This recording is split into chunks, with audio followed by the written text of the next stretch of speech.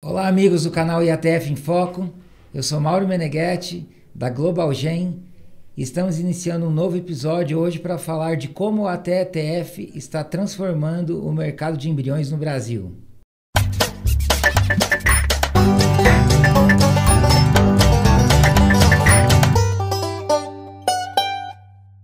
E aqui comigo no episódio de hoje está o Carlos Consentini, da Global Gen, que vai me ajudar na moderação. E trazemos também como convidado especial o Douglas Gaitcosti, da CPEX Embriões. Sejam bem-vindos ao nosso canal. Obrigado, Mauro. Obrigado, Douglas. Pessoal, sou o Carlos Consentini, consultor técnico da Global Gen. É um prazer participar de mais um episódio do IATF em Foco, o podcast da Global Gen. E hoje com uma presença especial, especialista no assunto. Tenho certeza que nós e os ouvintes aí por todo o Brasil vai aproveitar muito essa oportunidade. Opa, muito obrigado aí pelo convite. Agradecer vocês dois e a Global Gen aí, né? A empresa que vem revolucionando o mercado. É um prazer enorme estar com vocês dois aqui, essa dupla de peso aí do mercado de ETF, né? Agora trazendo aí bastante soluções aos nossos amigos pecuaristas para a TETF também, né? Bacana, Douglas. E já entrando no assunto, né? O foco de hoje é TETF, né? Apesar do canal. Então nós vamos falar um pouco de embrião. E já para começar, queria que você comentasse um pouco qual o tamanho desse mercado, o mercado de embriões no Brasil hoje. Mauro, o mercado de embriões, ele gira em torno hoje, os dados revelam mais ou menos 500 mil embriões, né, ano, mas a gente, assim, tem alguns laboratórios, algumas empresas que não reportam esses números, né, então a gente acredita aí num mercado aí de 600 a 800 mil embriões ano aí, mercado de FIV, de embriões FIV no Brasil, né. Um ponto que vale salientar é que o Brasil é o número 1 em produção de embriões in vitro. Então ele foi o pioneiro, ele é o pioneiro, né, nessa categoria, né, em produção de embriões FIV.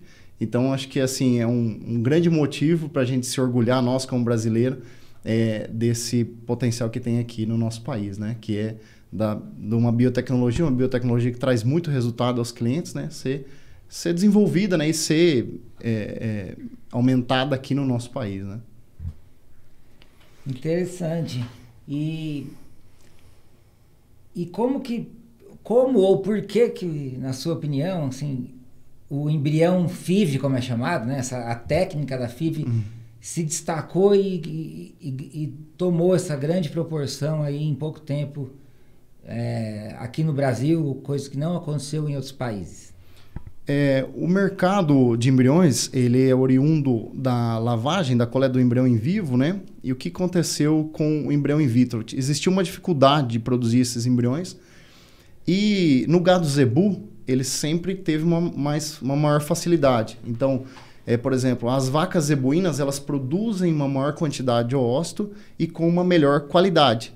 Então, isso facilitou esse começo, vamos dizer, de uma técnica tão difícil lá atrás, facilitou pelo menos darem alguns embriões para começar, né?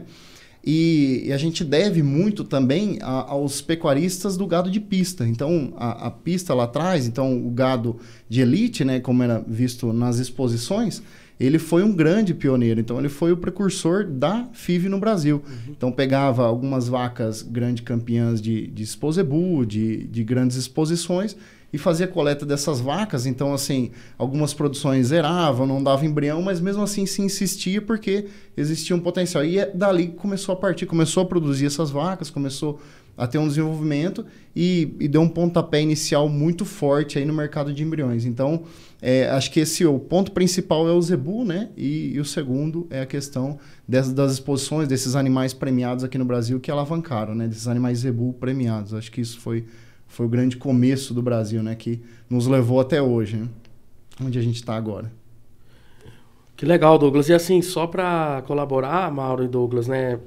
Como a técnica da FIV já está estabelecida, é uma ferramenta estabelecida, né?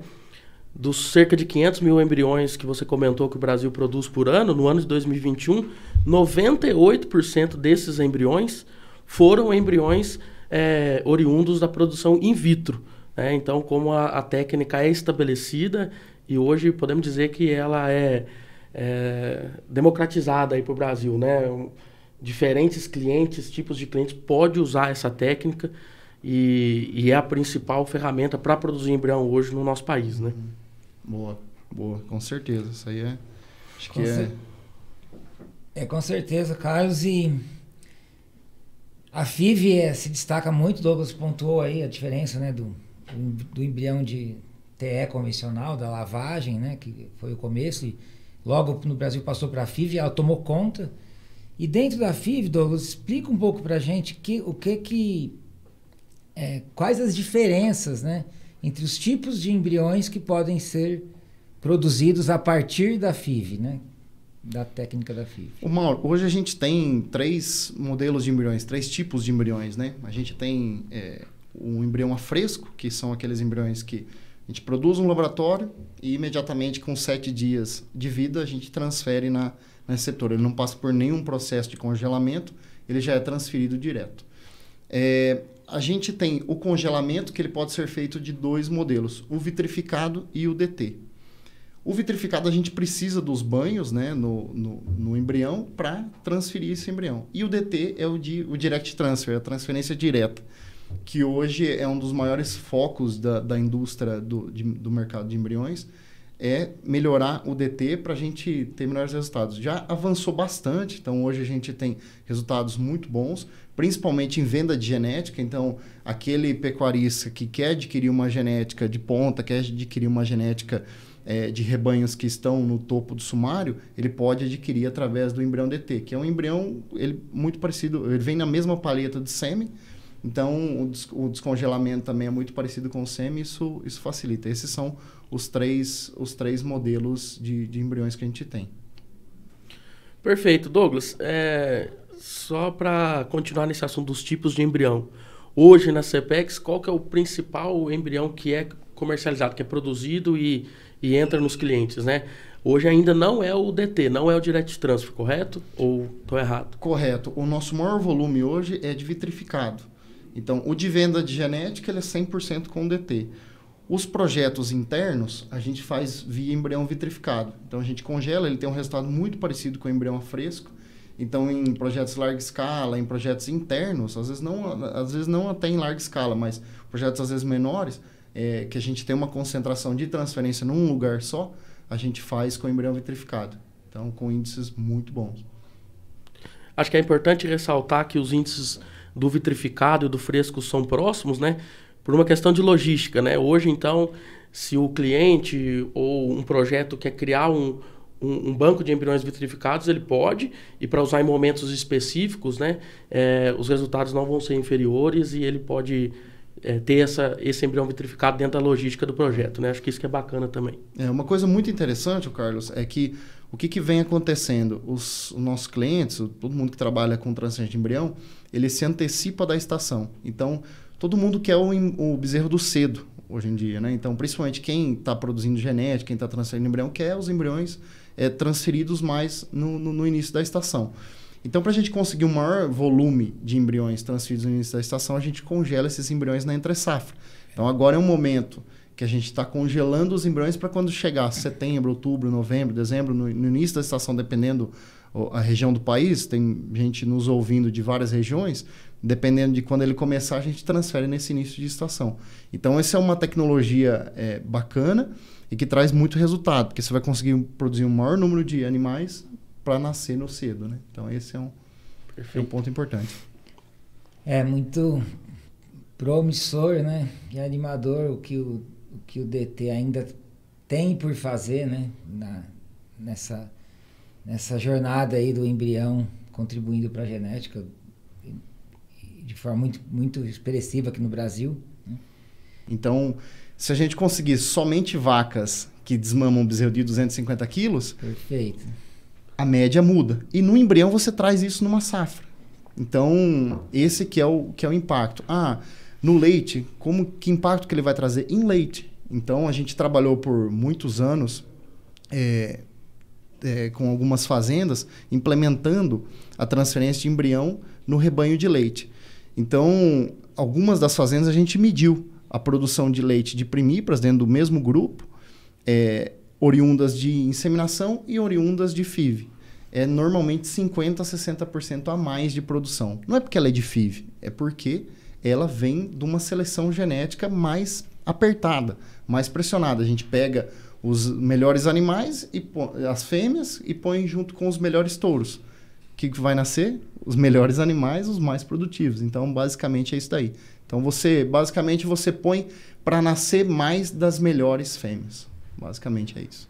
E Douglas, voltando um pouco num comentário que você fez em relação à importância da pista, né? Principalmente do zebu, do Nelore, de pista, né? Que foi o que permitiu com que a técnica da FIV ganhasse corpo no Brasil, né? Muitas pesquisas foi feita em torno disso.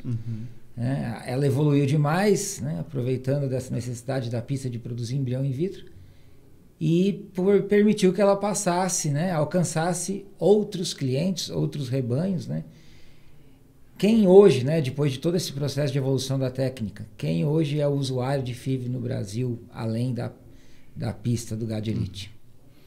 O Mauro, pergunta bem interessante, porque houve uma transformação, né? Hoje, os maiores produtores de embriões são quem estão na produção, então os pecuaristas que produzem carne e produzem leite. Então, a gente tem clientes. Quem são os nossos clientes? A gente tem clientes de 10 mil embriões e tem cliente de 10 embriões. Qual que é o ponto em comum entre os dois? É que eles já reconheceram o impacto genético no rebanho deles. Então, eles já reconheceram o que a genética pode alavancar o negócio deles. Então, você substitui um animal que produz X por 3X ou 8X, talvez. Então, é esse impacto que ele vem reconhecendo.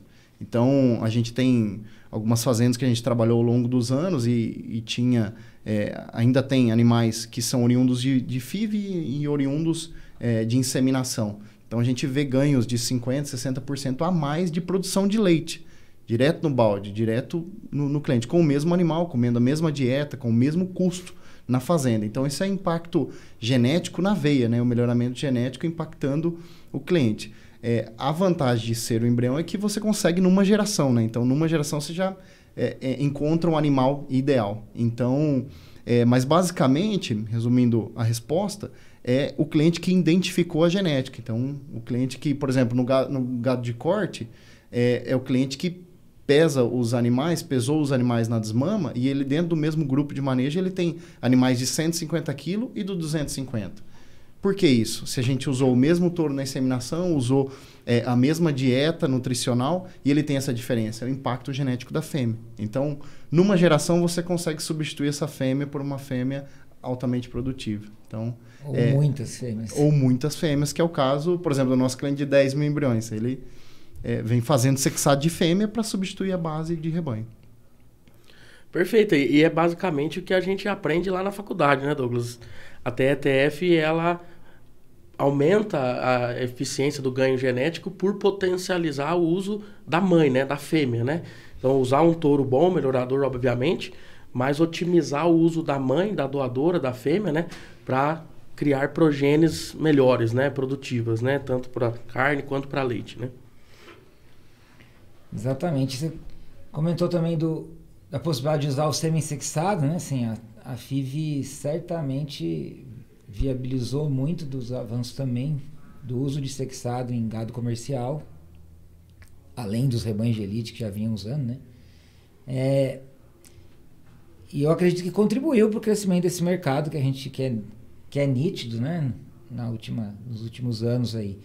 E com o mesmo resultado, né, Mauro? Acho que vale salientar com o sexado, hoje a gente tem o mesmo índice de prenhez, a gente viu isso, né, Carlos? Verdade. O mesmo índice de prenhez do convencional, o que na ETF já é um desafio, né?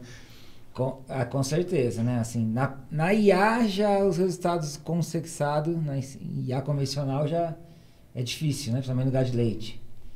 Na IATF, então, praticamente não é usado, né? E dentro da TETF via FIV encaixou como uma luva, né?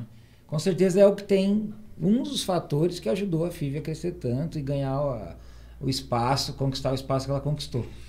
Mas e que mais tem contribuído, assim, na visão de vocês, além do que o Carlos comentou e do que você já comentou e dessa questão do sexado, para o avanço da FIV no Brasil, que chama a atenção, que a gente tem que comentar aqui? Acho que um dos pontos é esse reconhecimento genético, acho que do melhoramento genético que o embrião traz, né? Principalmente por ser numa safra, numa geração. Então você coloca uma genética de um touro de central dentro da sua casa em uma geração. Então basicamente esse é o impacto. Mas quem trouxe, ou o mercado que trouxe aí, foram as centrais de sêmen. Então as centrais de melhoramento genético, né, que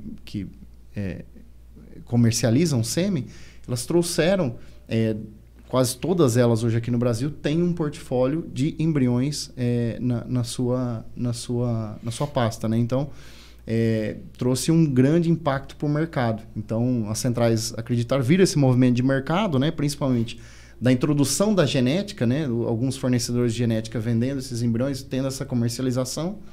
As centrais também adotaram os embriões para o portfólio. Então, isso acho que foi um grande marco no mercado de embriões, né? Então, esse mercado de venda de genética, o que trouxe muito benefício para todas as partes. Para o fornecedor da genética, ele alcançou mercados que ele não atingia antes. Então, o produtor que estava no sul foi para o norte, quem estava no norte foi para o sul. Então, acho que isso teve uma dinâmica bem bacana, né? E a possibilidade também da central oferecer um produto diferenciado para aquele que quer dar um passo muito mais rápido. Por exemplo, talvez gastaria em 5, 6 anos um projeto de melhoramento. Em 1 ano, esse cliente consegue fazer esse projeto, conseguir esse ideal que ele gostaria, né? Os animais ideais ele consegue em 1 ano, né? E também para o cliente que está recebendo isso, né? Porque você ter 50% a mais de produção de leite ou 50%, 60% a mais de produção de carne, isso é muito vantajoso, né? Acho que é uma solução extremamente eficiente para o pecuarista. Ótimo, ajuda a disseminar a técnica como um todo, né? E colocar ela, logicamente, de forma viável dentro do sistema de produção, melhorando a vida de cada produtor, né? De cada cenário, né? Douglas, nesse aspecto, né? Comentando de quem são os clientes hoje de vocês, por exemplo. O que seria o primeiro passo para quem quer colocar TETF dentro do sistema de produção? Quem quer começar a usar? Aquele produtor que não usa, às vezes usa mais ou menos de ATF, mas quer partir, quer dar esse passo para usar produção in vitro de embriões e transferir embriões dentro da fazenda dele. O que seriam os primeiros passos assim, que você poderia comentar com a gente?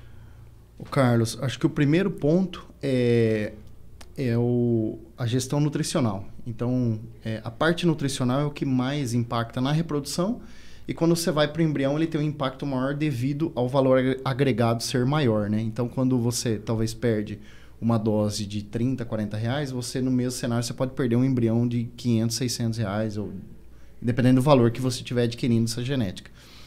Então, assim, a gestão nutricional é muito importante.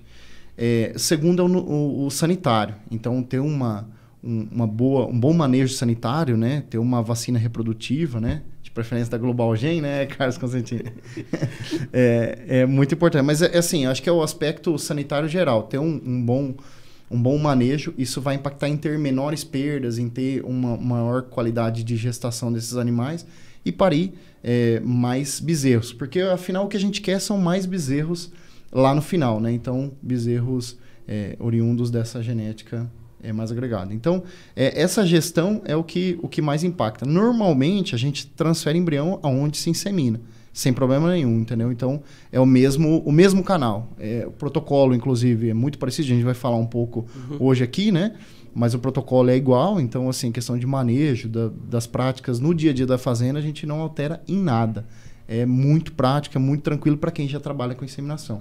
O que vai determinar essa questão, assim, de se você tiver menos perdas, né, em termos nutricional e sanitário, você vai ter um programa mais saudável e mais rentável, vamos dizer assim. Excelente, eu gostei da maneira como você abordou essa resposta, porque é basicamente fazer o arroz com feijão bem feito para ter níveis de fertilidade adequados e pouca perda gestacional, assim como a gente quer para quem faz inseminação. No entanto, como é uma ferramenta que vai colocar um embrião de maior valor agregado dentro do sistema de produção, não é só ir lá e escolher qualquer receptora, fornecer qualquer manejo nutricional, qualquer manejo sanitário, porque se você não atingir níveis bons com essa ferramenta, a perda é maior financeira, vamos dizer assim, né? Então tem que ter um arroz com feijão muito bem feito, né? Acho que esse que é o caminho, né? E para quem já faz transferência, ou para quem já conhece a técnica, já usou alguma vez, como que esse cara hoje ele consegue elevar os índices de fertilidade ou diminuir perda gestacional? O que é o caminho para isso hoje? O que ele tem que ele poderia melhorar? A gente vê em fazendas que já tem um tempo de transferência de embrião, né? Tem alguns clientes nossos que já tem 10, 15 anos de transferência de embrião, né?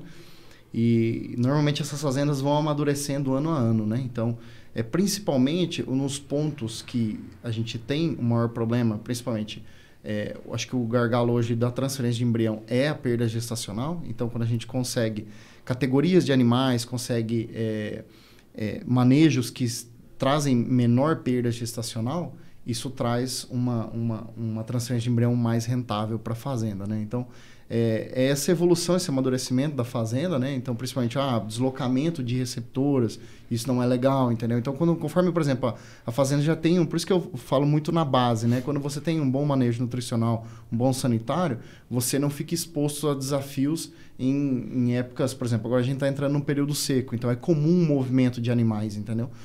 Então, na transferência de embrião, você tem... as perdas são exacerbadas. Então, quando você tem 10%, 15% de perda em IATF, você vai ter 20%, 30% em embrião.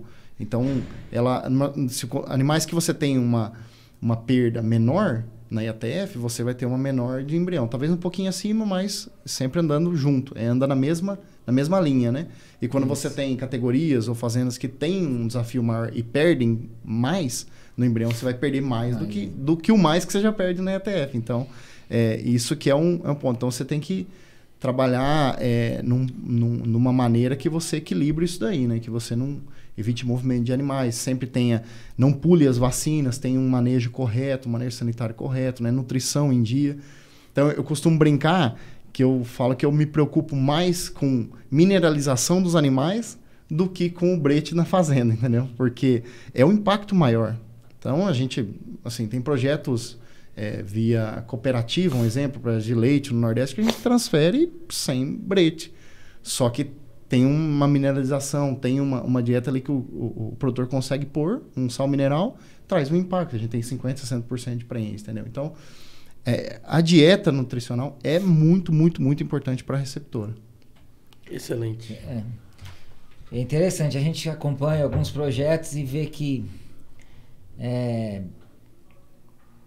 os problemas se potencializam, né, num programa de embrião. Então, se não tiver tudo muito ajustado, né, às vezes na IATF, quando está razoável, né, não está perfeito, você vê que tem alguns problemas, mas ainda consegue ter resultado, né? No embrião, se não tiver tudo bem ajustado, né, longe de perfeito, mas pelo menos assim, com os principais gargalos bem controlados, a chance de ter resultado ruim é grande, né? E tem que sempre tomar esse cuidado para quem está começando a usar a técnica, né? Não caia nesses erros e se frustre, né? E deixe de utilizar, ache que não funciona ou que para ele não dá certo, mas não é verdade, né? Tem como dar certo, tanto é que tem muita gente do lado contrário, né? Tendo resultados ótimos, né? Assim, claro, fica abaixo da IATF, ainda fica porque você falou, as perdas são um pouco maiores, mas quando emprenha bem, né, e segue bem, consegue ser muito viável, né? O Mauro, um ponto importante que você tocou aí, eu acho que é bacana que agora, você falou sobre os resultados, né? Serem um pouco abaixo, a gente tem visto algumas fazendas que os resultados são maiores do que a IATF. Então, assim, já a fazenda amadureceu um bom tanto na transferência de embrião que ele já está obtendo resultados melhores do que da inseminação. Então, isso é muito legal porque a gente vê fazendas fechando com toque final próximo aos 50%. Isso há 10 anos atrás, né, Mauro? Era um sonho, era um desafio, ninguém acreditava nisso, né? Então, acho que isso a gente vem alcançando, o mercado amadureceu muito, né? Então, isso vem aparecendo hoje, alguns cases de sucesso aí que já com mais frequência, né? De resultados iguais da inseminação. Então, basicamente iguais, aí a gente tendo produções na reprodução igual da inseminação. Isso acho que ela ajuda a alavancar a técnica, né? É bacana. E agora pensando um pouco na doadora, né? Antes a gente via praticamente só animais erados, né? Premiados, né? Normalmente vacas premiadas e que preferencialmente tiveram filhas e filhos premiados entrando como doadoras. Isso claramente mudou da água para o vinho, né? Cada vez mais quem usa a FIV está se aproveitando da possibilidade de multiplicar animais jovens, né? As gerações mais jovens, e que tendem a ser, na média, com certeza, é a melhor genética dentro de uma propriedade, né? Como que isso veio se adequando dentro do modelo de produção em FIV, que novos desafios isso trouxe, e como que a gente está hoje em termos de categoria de doadora, já que cada vez se trabalha animais mais jovens e talvez até, vou falar jovens demais, mas muito jovens, né? Explica pra gente, comenta um pouco o que vocês têm vivido e feito em relação a isso. Com esse avanço, né, da seleção genética, né? Então, por exemplo, a genômica foi um divisor de águas para o mercado de transferência de embrião.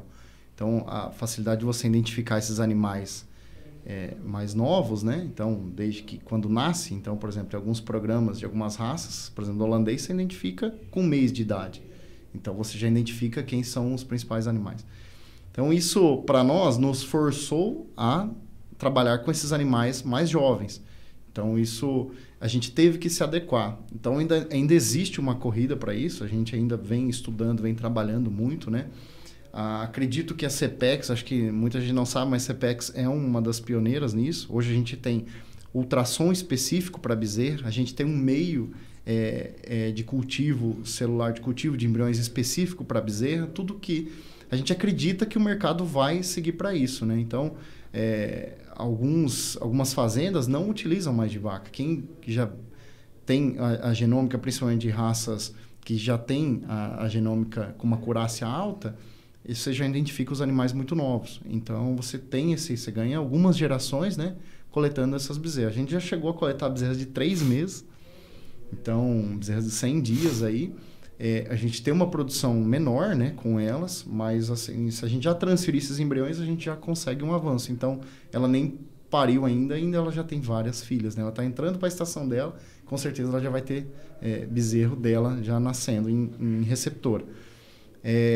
O que a gente vem trabalhando para encontrar um melhor protocolo. Inclusive, uma das discussões nossas, né, Carlos, na semana passada, foi sobre isso, né? Qual que vai ser os melhores protocolos. Então, a equipe do professor Sartori vem trabalhando forte nisso, né? A gente vem trabalhando junto com eles para desenvolver um melhor protocolo para bezerra, porque isso hoje está em aberto ainda, né? E existe uma demanda muito alta. Para desenvolver a doadora bezerra, né?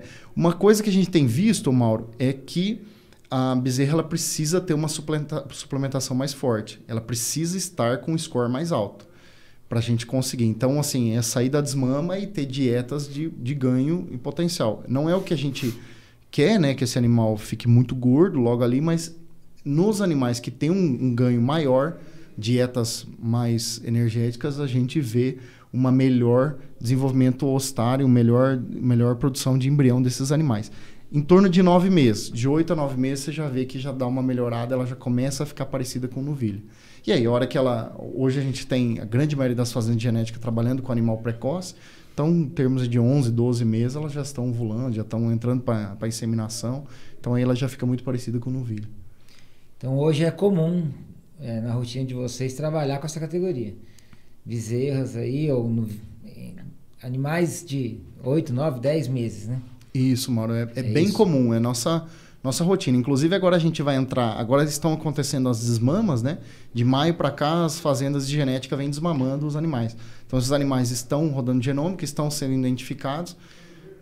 Desse mês para frente é onde a gente vai coletar um volume maior de bezerras. Então, está existindo essa corrida. E ainda nem perde tempo em relação à primeira estação de monta dela, né? Assim, você não precisa atrasar a estação de monta em função de aspirar para coletar o ósseo, né? Não, a gente antecipa, faz essa aspiração, né? E aí ela entra para a reprodução dela na estação normal, a gente nem coleta ela, a gente faz algumas coletas, e aí entra para estação de monta.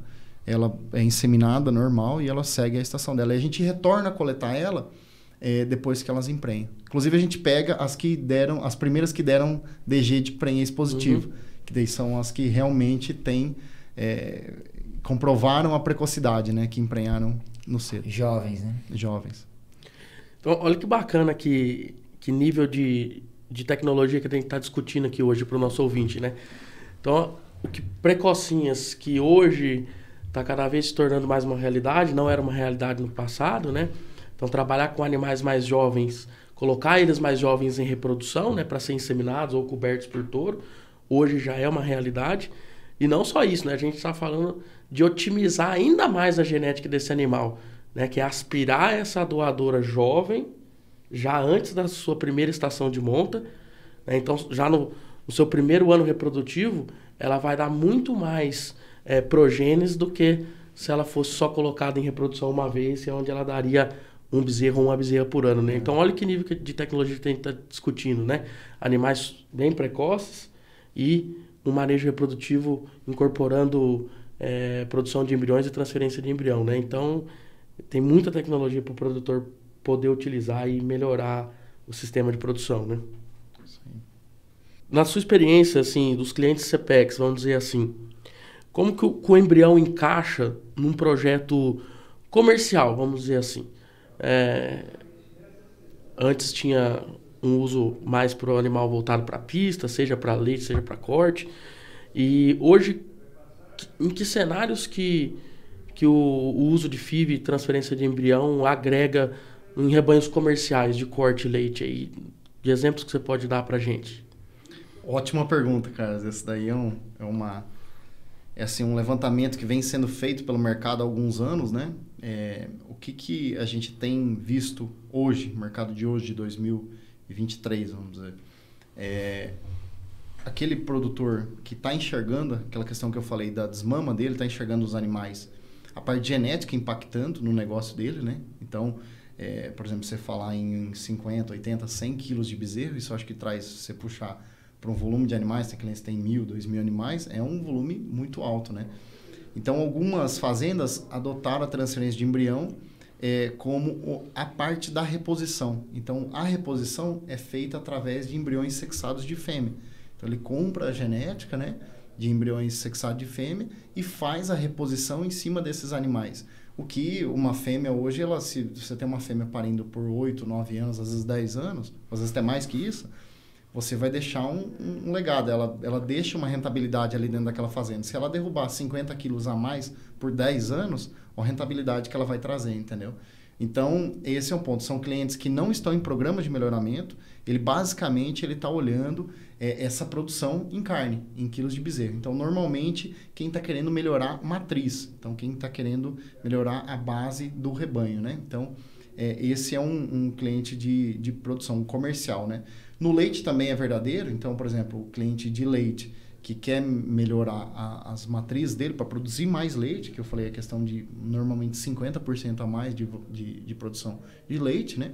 Então, esse é o impacto. Então, tem clientes que às vezes ele inicia pegando uma genética de fora, ele praticamente dobra. Você pegar a produção dos animais, dá o dobro da produção do que ele tinha, às vezes inseminação ou talvez até touro, entendeu? Então, existe esse ganho, né?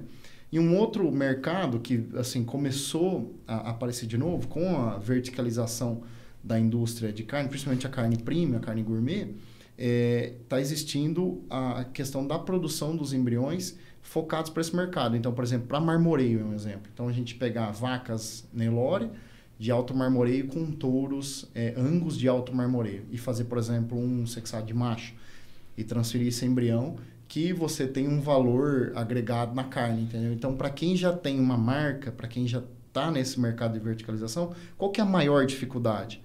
É ele não conseguir uma boa parte dos animais abatidos a serem destinados para esse mercado premium.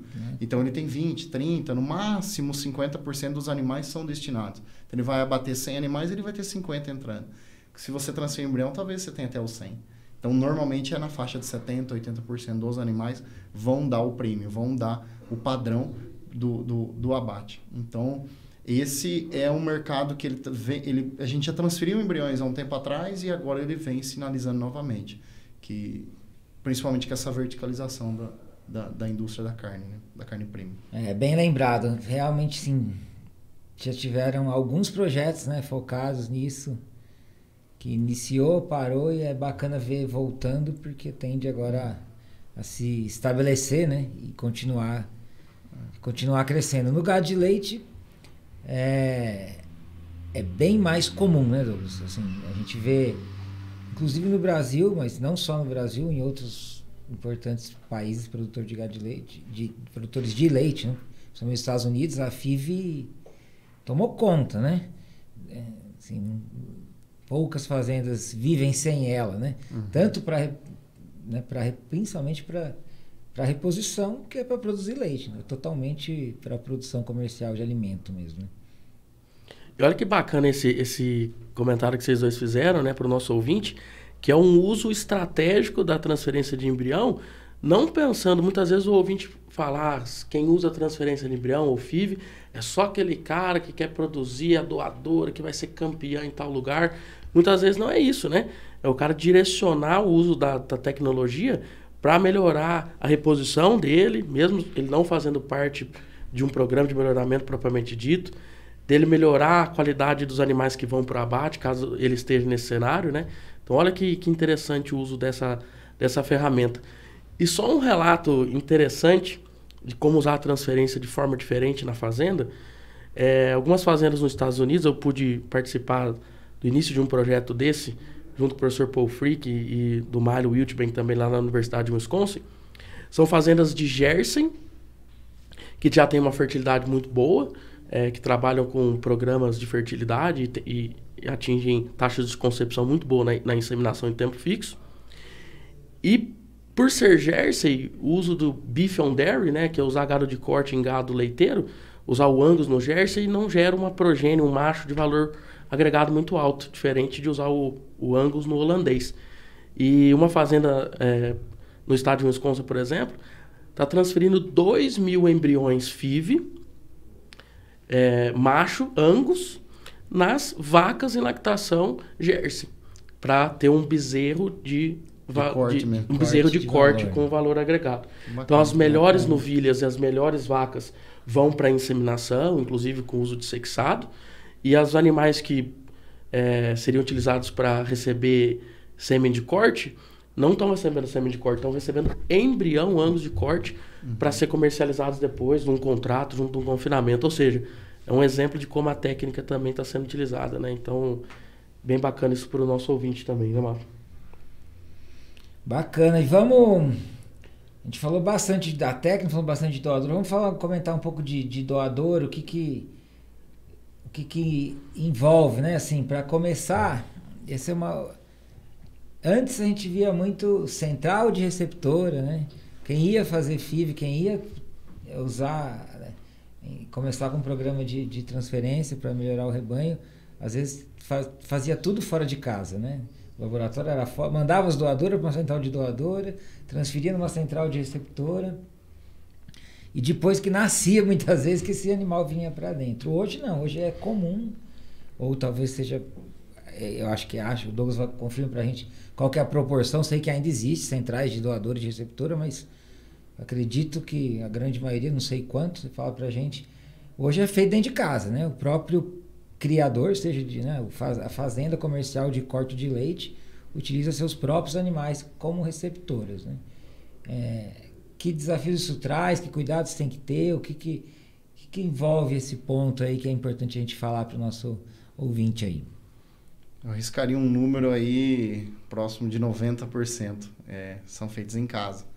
Então, fazem nas próprias fazendas, né? Então, isso hoje é mais comum, né? Então, na verdade, é a realidade hoje, né? Assim, alguns projetos que têm uma dificuldade de produzir alguns animais em algumas determinadas épocas do ano, uma produção sobressalente, então uma venda de algum animal importante em leilão, eles é direcionado para alguma central, mas normalmente é feito em casa, né? Então, acho que os cuidados, né, que deve ser feitos, né? Acho que principalmente hoje a doadora ela já é reconhecida muito, muito nova.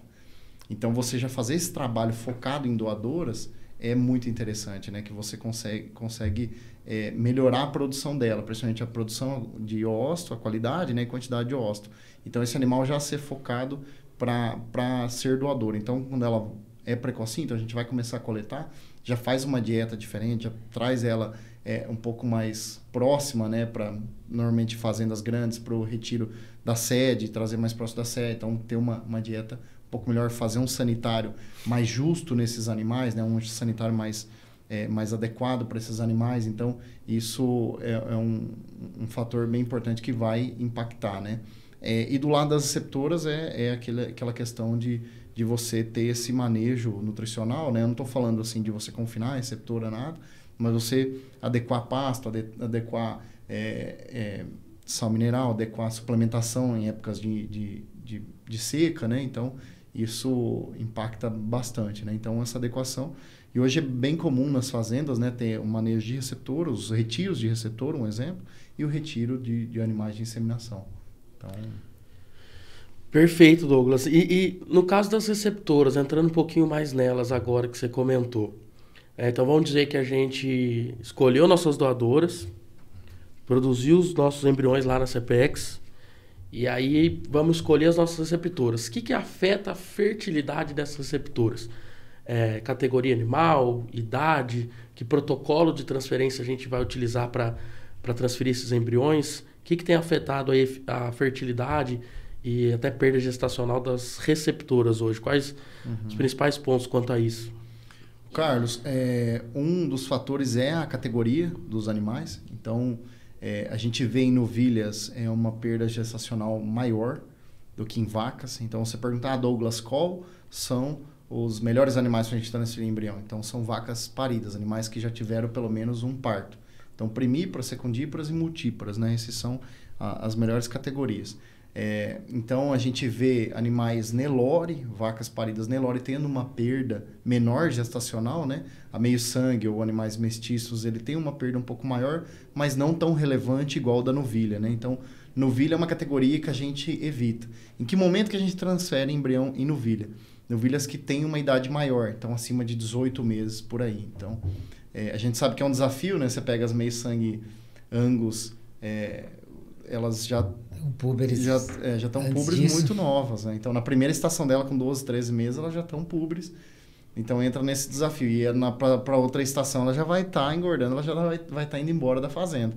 Então, tem essa conta para a gente ajustar. Então, assim, a receptora que a gente indica é vaca, né? Então, principalmente por causa das perdas gestacionais, né? Perfeito. E é importante ressaltar isso, né? Justamente para o produtor ou para o cliente que ou está começando ou até já usa a transferência, ele ter noção de que os resultados variam de categoria para categoria. Para ele não criar uma expectativa de que a transferência em novilhas Nelore vai ter o mesmo resultado de fertilidade e perda do que nas vacas paridas.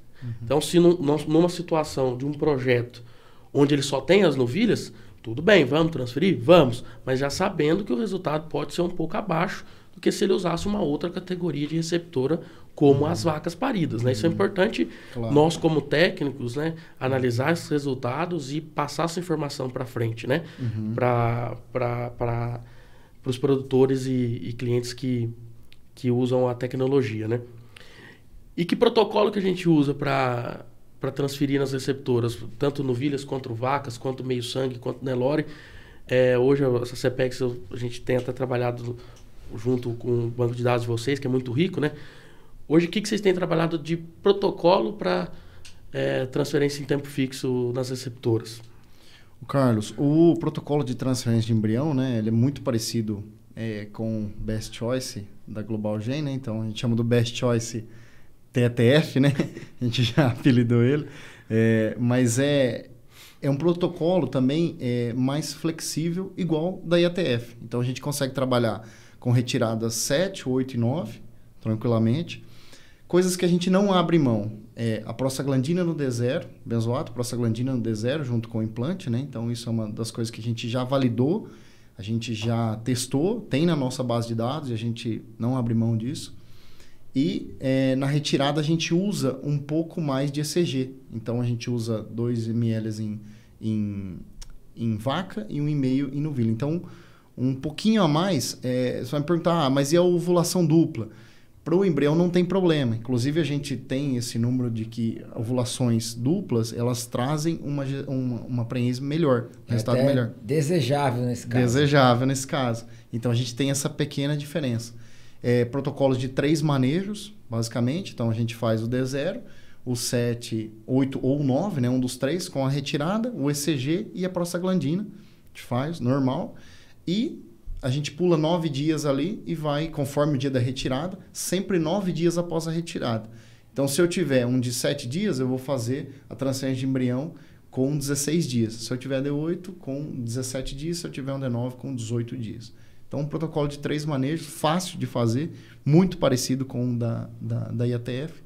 Então, acho que é um protocolo prático e que a gente vem tendo bons resultados aí, Carlos.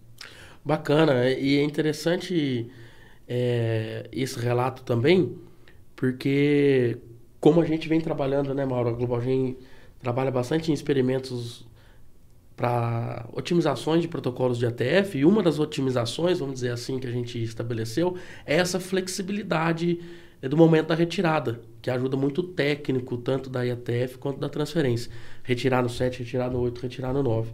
E o banco de dados de vocês mostrar que os 3 funcionam, né? Também é interessante para a indústria como um todo, né? Facilitar o manejo lá no campo, né? E eu queria ressaltar alguns fatores que a gente tem analisado que afetam a fertilidade das receptoras submetidas a esses protocolos de ATF. Claro que não é de rotina nós analisarmos se a receptora expressa sil ou não, mas só a título de curiosidade, quando a gente insemina um animal em tempo fixo, aquelas fêmeas que expressaram sil ao final do protocolo têm uma fertilidade bastante superior e uma perda gestacional menor. E na transferência de embrião acontece da mesma forma. As receptoras que expressam sil, obviamente elas não vão ser inseminadas, vão receber uma transferência alguns dias depois, elas também têm maior fertilidade e menor perda gestacional. Então, utilizar um protocolo que sincroniza bem com a dose adequada de ECG no final para maximizar o tamanho do folículo, maximizar a expressão de sil e ovulação, também a dose de cipionato, né, pode ser de 1 miligrama nessas categorias animais que você comentou, vão ser protocolos que vão otimizar o tamanho do folículo, a expressão de sil e a taxa de ovulação. Para você aproveitar mais receptoras e receptoras com boa fertilidade lá na frente. Então, e nós temos protocolos e ferramentas para isso, né? Então, é legal ressaltar isso também. Muito bem colocado aí, Carlos. Realmente, o sil é um marcador de fertilidade importante, né? E uma alta taxa de sil é sempre muito bem-vinda, porque melhora o resultado em todos os cenários, né? Então, a gente é muito atento a isso e estamos sempre buscando protocolos que permitam uma grande quantidade de animais em sil ao final dele, que é uma certa garantia de resultado, né? E tanto no corte quanto no leite, né? E tanto na IA quanto na TE. Então, como eu disse, em todas as situações. Mas, Douglas, agora sim, pensando um pouco para frente, a gente falou muito de como é que começou a técnica, né? De onde ela veio, como ela se transformou, né? Que foi o tema aqui do nosso episódio aqui, né?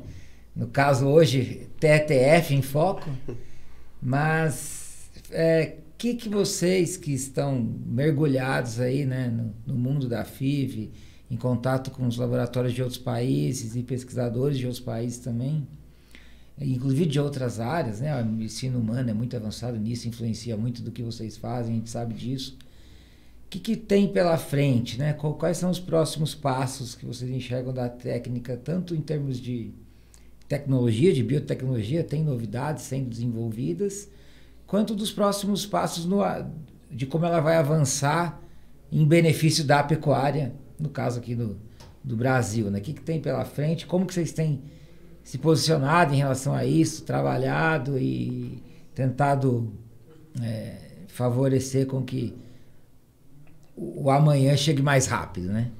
A gente considera um mercado de muitas oportunidades, Mauro. Principalmente a gente escuta bastante, já escutou muito, que a transferência de embrião oscila, né? Ela oscila por natureza. E a gente tem visto cada vez mais, não é ela que oscila, é nós que não estamos controlando todos os fatores dela. Por ser uma técnica com mais fatores, mais detalhes a serem absorvidos, principalmente você faz um embrião dentro de um laboratório. Então, um embrião de 7 dias que a vaca produz, você mimetiza, você espelha tudo aquilo lá dentro de um laboratório de fecundação in vitro. Então, tem muitos desafios aí, né?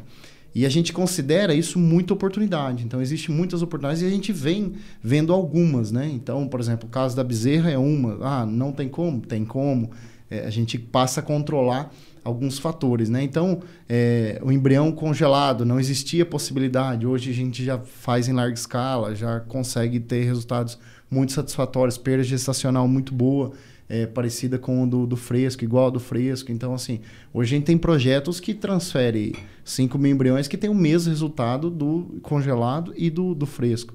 Então, essa é uma corrida que a gente vem buscando para ter o mesmo resultado da IATF. Acho que, assim, a gente tem como objetivo ter os mesmos resultados da IATF. Então, assim, gerais, né? Resultado médio. Porque realmente vai conseguir alavancar muito a transferência, mais do que ela já veio, né?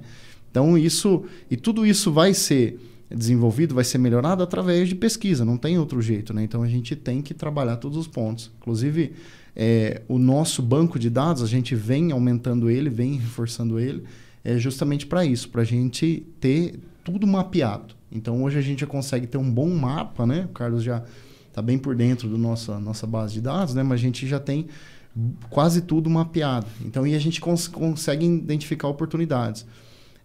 A gente tem algumas tecnologias sendo aplicadas, principalmente na produção de meios, né? Então, meios que trazem um embrião muito parecido com o que a vaca produz, né?